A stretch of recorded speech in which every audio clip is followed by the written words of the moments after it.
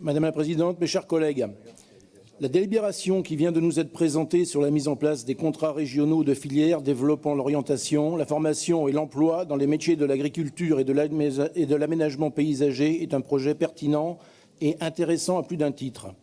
En tant que défenseur de la ruralité et de l'agriculture française, le Rassemblement national ne peut que se réjouir de l'intérêt porté aux métiers de l'agriculture et de l'aménagement paysager. Et nous ne pouvons que souscrire à ces contrats de filière puisqu'ils répondent aux problématiques rencontrées par l'agriculture. En effet, la filière agricole, et dans une moindre mesure celle de l'aménagement paysager, souffre d'un déficit d'image et de perspectives de débouchés professionnels, notamment auprès des jeunes, entraînant une fragilité de certaines exploitations par manque de main-d'œuvre et de repreneurs, ce qui constitue un frein pour le maintien ou le développement de certaines activités agricoles.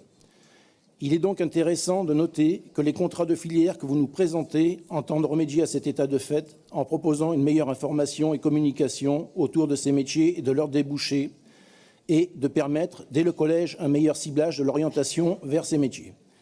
Nous saluons également la démarche qui consiste à faciliter les recrutements des entreprises agricoles et la volonté de fidéliser leurs salariés.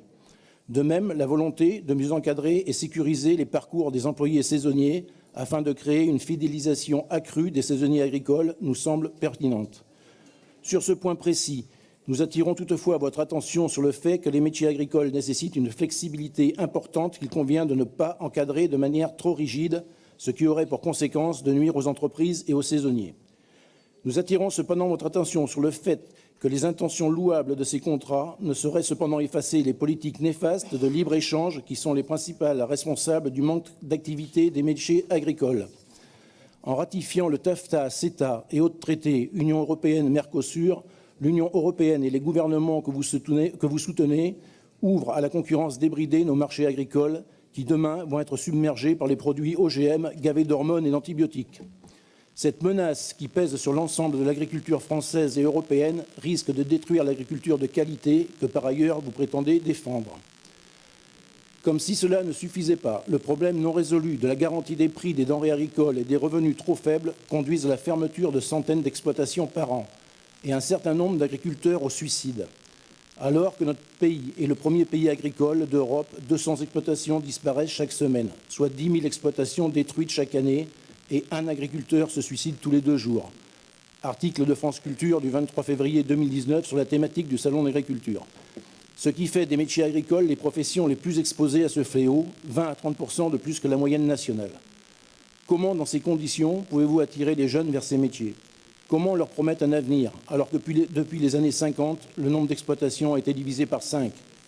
Puisque la terre ne ment pas, ne leur mentez pas vous aussi en leur promettant un avenir que vous ne pourrez pas garantir. Pour cela, il faudra malheureusement plus qu'un contrat régional de filière pour rendre à nos jeunes l'envie de devenir paysans. Il y faudra une volonté forte de revenir sur un demi-siècle d'errance politique et de rendre aux agriculteurs les conditions de vie décentes qui donneront envie aux jeunes générations de perpétuer l'héritage de leurs ancêtres paysans. Nous voterons bien sûr cette délibération.